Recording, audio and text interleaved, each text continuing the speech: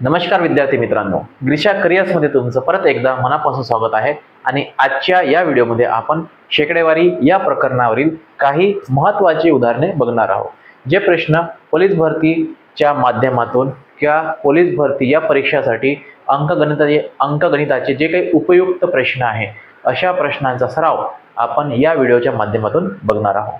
तत्पूर्वी ग्रीशा करिअर्स या यूट्यूब चॅनलवर तुम्ही नवीन असाल तर याला लाईक करा, शेअर करा आणि सबस्क्राईब करायला विसरू नका मित्रांनो, जेणेकरून तुम्हाला नवीन नवीन व्हिडिओचं नोटिफिकेशन मिळत राहील.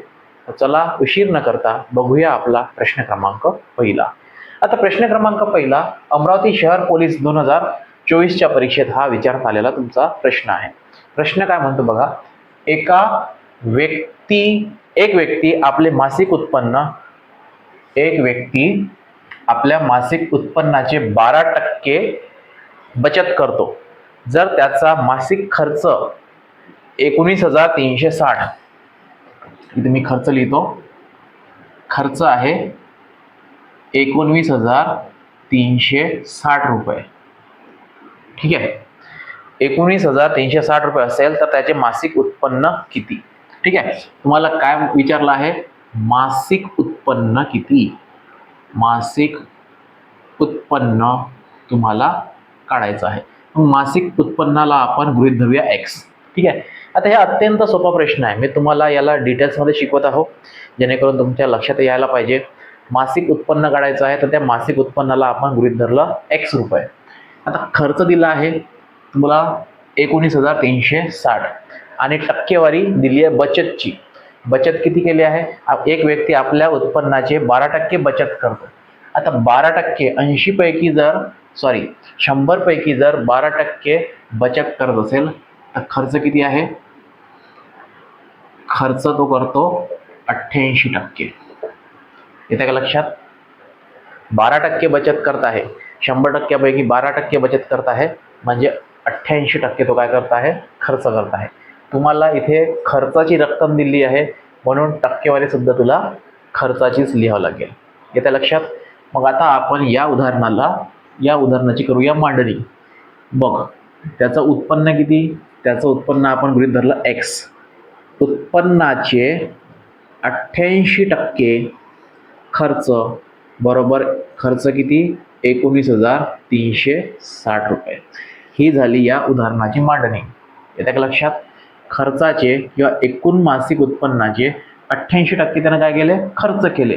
पण खर्च ॲक्च्युअल किती आहे तो खर्च तुला इथे लिहावा लागेल रुपयामध्ये. मग आता याला सॉल्व्ह करूया. 88% म्हणजे किती रे मित्रा? 88% म्हणजे 88 भागिले 100. मग x बरोबर 19,360 गुणिले 88 भागिले 100. आपण बरोबरच्या या साईडनं आणूया, म्हणजेच त्याचं उलट लिहावं लागेल 100 भागिले 88. येते लक्षात? आणि 88 जर आपण याला भाग दिला तर कितीनं भाग जातो? 88 याला जर भाग दिला तर जातो 22 भाग. किती भाग गेला? 22. आणि 22 वर 1 2 3 0 1 2 3 म्हणजेच 22,000. म्हणजे x ची किंमत इथे किती येत आहे? 22,000. म्हणजे त्या व्यक्तीचा मासिक उत्पन्न x म्हणजे किती? 22,000 रुपये. ठीक आहे, त्या व्यक्तीचे मासिक उत्पन्न येत आहे 22,000 रुपये. आणि 22,000 म्हणजेच पर्याय क्रमांक दुसरा. अशा प्रकारचा हा अत्यंत सोपा प्रश्न आहे. तर हा होता आपला प्रश्न क्रमांक पहिला. चला बघूया नंतरचा प्रश्न. प्रश्न क्रमांक दुसरा जालना पोलीस 2024 मध्ये विचारण्यात आलेला हा प्रश्न आहे. प्रश्न काय म्हणतो बघा. करीमभाईने त्याचे घर दलालामार्फत 8,70,000 रुपयांना विकले. किती रुपयांना विकले घर? 8,70,000 रुपयाला विकले. ठीक आहे, दलालामार्फत 8,70,000वर विकले. त्याच्या बदल्यात 2% दलाली द्यावी लागली. म्हणजे दलाली कमिशन, दलाली किती द्यावी लागली? 2%. दलाली म्हणजे कमिशन. दलालाला, एजंटला 2% काय द्यावं लागली? दलाली द्यावं लागली, कमिशन द्यावं लागले. तर घर विकून त्यांना किती रुपये मिळाले? म्हणजेच 8,70,000चं घर विकलं आणि 8,70,000वर 2% काय दिली आहे? दलाली दिली आहे. मग सरळ सरळ याचं काय लिहायचं तुला? 8,70,000 रुपयाचं घर विकलं आणि यावर 2% काय दिली, दलाली दिली. 2% दलाली म्हणजे 2% म्हणजे 2/100. 2 शून्य याच्यासोबत कॅन्सल करून टाक. किती येते बघ, 7 2 14, 4 हातचाला 1, 8 2 16 आणि 1 15. ठीक आहे. 7 2 14, 7 2 14, 7 2 14, 4 हातचाला 1, 8 2 16 आणि 1 17 आणि 174 वर किती, 1 2 0 म्हणजेच 17,400 रुपये काय द्यावं लागली, दलाली द्यावं लागली. तुला विचारलं आहे की करीमभाईच्या हाती किती रुपये, समजा 8,70,000 रुपयाचं घर विकलं आणि 17,400 जर त्यातून दलाली दिली. 8,70,000चं घर विकलं आणि त्यातून 17,400 काय दिली आहे, दलाली दिली आहे. म्हणजे करीमभाईला किती रुपये मिळतील बघ, 0 0 10तून 4 गेले, 6 राहिले, मग इथे राहिले 9, 9तून 7 गेले, 2 राहिले. ठीक आहे. मग इथे राहिले 6, इथे राहिले 6, 6तून 1 गेला, 5 राहिला आणि इथे राहिले 8, म्हणजे 8,52,600. करीमभाईला किती रुपये मिळतील, दलाली जर सोडली तर करीमभाईच्या हाती 8,52,600 रुपये मिळतील. किती रुपये मिळतील रे मित्रा, 8,52,600 रुपये मिळतील. आणि 8,52,600 रुपये मिळते म्हणजेच काय, पर्याय क्रमांक तिसरा. तर हा अत्यंत सोपा प्रश्न होता. हा प्रश्न जालना पोलीस 2024च्या परीक्षेत विचारण्यात आलेला आहे आणि हा होता आपला प्रश्न क्रमांक दुसरा. नंतरचा प्रश्न बघा, प्रश्न क्रमांक तिसरा. आता हा प्रश्न मीरा भाईंदर शहर पोलीस 2024च्या परीक्षेत विचारण्यात आलेला आहे. प्रश्न काय, नीट समजून घे. एका शहराची लोकसंख्या दरवर्षी 8%ने वाढते.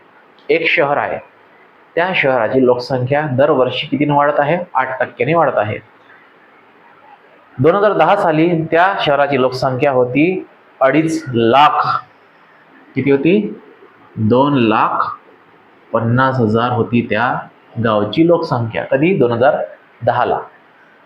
असल्यास 2012 मध्ये त्या शहराची लोकसंख्या किती होईल, म्हणजे 2 वर्षानंतर. 2010ची लोकसंख्या दिली आहे, 2012 म्हणजे 2 वर्षानंतर त्या शहराची लोकसंख्या कितीनं वाढली हे तुला काढायचं आहे.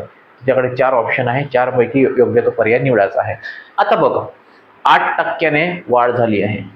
नेहमी वाढ झाली आहे म्हणजे 100% होती, 100%वरून 8%ने वाढ झाली म्हणजे किती लिहायचे आहे तुला, 108%. 108% म्हणजेच 108/100. आणि 2 वर्ष म्हणजे 2010ला ही होती, 2011ला एवढी झाली आणि 2012ला परत 8%ने वाढली. दरवर्षी 8%ने वाढत आहे. म्हणजे 8% म्हणजे किती, 100 मध्ये 8 मिळवायचे म्हणजे 108%. 108% म्हणजे 108/100. मग ही झाली 2010ची संख्या, ही झाली 2011ची आणि ही झाली 2012ची. ठीक आहे. म्हणजे 108/100 तुला 2 वेळा लिहावं लागेल. का, कारण की 2 वर्षानंतरची विचारली आहे. 3 वर्षानंतरची विचारली असती तर परत 108/100. 4 वर्षानंतरची विचारली असती तर परत 108/100. हे तुला लक्षात ठेवायचं आहे. मग हे 2 शून्य याच्यासोबत कॅन्सल कर, हे 2 शून्य या 2 शून्यासोबत कॅन्सल कर. राहिले किती, 25 गुणिले 108 गुणिले 108 आणि यांचा जर गुणाकार करतो म्हटलं तर तो येतो 29,1600. 29,1600 म्हणजे किती रे मित्रा, हे झाले तुझे 2,91,000. म्हणजेच 2,50,000 होती पहिले संख्या 2010ला, 2012ला झाली 2,91,600 आणि 2,91,600 म्हणजेच आपला पर्याय क्रमांक चौथा. 2,91,600. त्या गावची लोकसंख्या 2010 मध्ये 2.5 लाख होती, तर 2012 मध्ये 2,91,600 राहील. पर्याय क्रमांक चौथा. तर अशा प्रकारचा हा अत्यंत सोपा प्रश्न होता आणि हा होता आपला प्रश्न क्रमांक तिसरा. प्रश्न चौथा पालघर पोलीस 2024 मध्ये विचारण्यात आलेला. बघ, हा प्रश्न अतिशय सोपा आहे, पण तू जर त्या प्रश्नाला व्यवस्थित समजत असशील तर. बघ काय म्हणणं आहे, जर एक संख्येचे 50% त्याच संख्येच्या 20%पेक्षा 300ने अधिक आहे तर ती संख्या कोणती. ती संख्या आपण गृहीत धरूया x. ठीक आहे, ती संख्या गृहीत धरली x. आता एका संख्येच्या म्हणजे x च्या 50%, x चे 50%, 50% लिहिले, x चे 50%, एका संख्येचे 50% हे त्याच, हे म्हटल्यानंतर बरोबरीचं चिन्ह. ठीक आहे, त्याच संख्येच्या, त्याच म्हणजे कोण रे, x.